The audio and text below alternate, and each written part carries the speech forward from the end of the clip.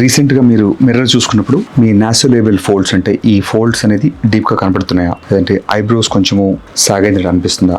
ఈ science కనుకుంటే that means మీ బాడీలో are మీ ఫేస్లో కొలాజన్ తగ్గుతున్నట్టు ఆర్ ఎలాస్టిసిటీ తగ్గుతున్నట్టు మనకు ఒక ఇండికేషన్.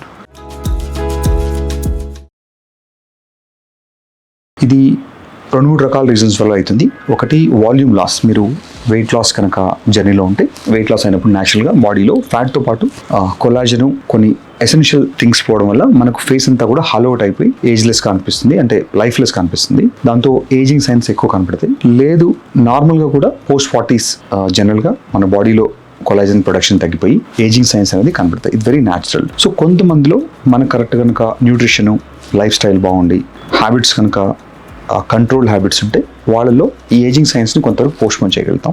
మనకు ఎవరైతే నాకు ఇంజెక్షన్స్ లాంటి ట్రీట్మెంట్స్ వద్దు అలాంటివి కాకుండా వేరే ఆల్టర్నేటివ్గా ఈ ఫేస్ ఎలాసిటీని మనం ఇంప్రూవ్ చేసుకోవడానికి ఆల్టర్నేటివ్ సొల్యూషన్స్ ఏ ఉన్నాయి? సో ముందుగా ఇలాంటి వాటిలో ప్రీవియస్గా డిస్కస్ చేసిన దాంట్లో హైఫూ ఒక వెరీ గుడ్ ఆప్షన్. అలాంటి దాంట్లోనే వచ్చిన ఇంకొక సెకండ్ ఆప్షన్ ఎంఫేస్ అంటారు దీన్ని. ఈ ఎంఫేస్ ఏంటంటే ఇది ఈఎంఎస్ టెక్నాలజీతో వర్క్ చేస్తుంది. ఈ ఎంఫేస్ యూజువల్గా ఒక 30 to 40 minutes ఫేస్కి చిన్న ఎలక్ట్రోలైట్ మన ప్యాడ్స్లా ఉంటాయి. అవి ఆ ప్యాడ్స్ మనం ఫేస్కి ఫిక్స్ చేస్తాం, తర్వాత ఫోర్ హెడ్ మీద పెడతాం.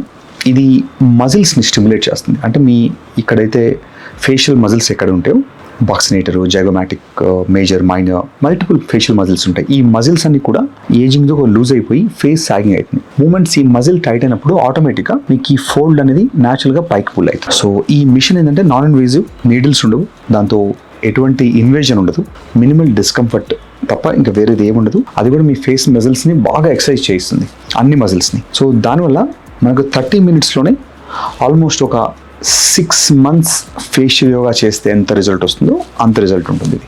సో ఎవరికైతే టైం ఉండదు, నేను రోజు ఫేషియల్ యోగా చేసుకోలేను, ఇయర్లీ ఒక 4-5 times కనుక నేను క్లినిక్ రాగలుగుతాను అన్నప్పుడు వాళ్ళకి ఇది మంచి ఆల్టర్నేటివ్. సో దాంతో లింఫాటిక్ డ్రైనేజ్ పెరుగుతుంది, ఫేస్లో స్వెల్లింగ్ తగ్గుతుంది, వాటర్ రిటెన్షన్ తగ్గుతుంది, తర్వాత రింకిల్స్ ఇంప్రూవ్ అవుతాయి, తర్వాత ఫేస్ టోన్ ఇంప్రూవ్ అవుతుంది, మజిల్ టోన్ ఇంప్రూవ్ అవుతుంది.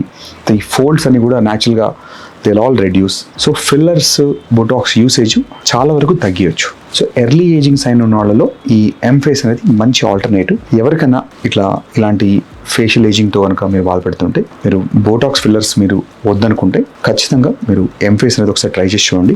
దీని గురించి మీకు ఇంకా డీటెయిల్స్ కావాలంటే నియరెస్ట్ డర్మటాలజిస్ట్ కానీ లేదంటే డిఫరెంట్ కస్టమర్ కేర్ కానీ కన్సల్ట్ చేస్తే మీకు అది ఐడియాలా కాదా, అంటే మీకు దాంతోపాటు వేరే డిహైడ్రేషన్ లాంటి సమస్యలు ఉన్నాయా, కొలాజన్ షార్టేజ్ ఉందా చూసి ఆ కాంబినేషన్ సప్లిమెంట్స్తో కనుక మనం ట్రీట్మెంట్ తీసుకుంటే వండర్ఫుల్ రిజల్ట్స్ మాత్రం సర్టెన్గా వస్తాయి.